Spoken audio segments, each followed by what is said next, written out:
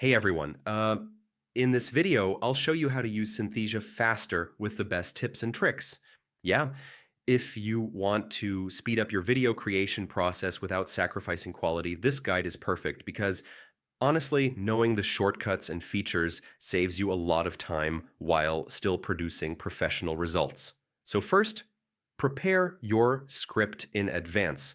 Uh, Having a ready-made clear script lets you copy and paste directly into Synthesia, which is much faster than writing on the go and avoids multiple edits later. Next, use templates and presets. Yeah, Synthesia has built-in video templates, layouts, and AI voices, and reusing them for similar projects significantly reduces setup time, especially if you're producing multiple videos. After that, customize efficiently.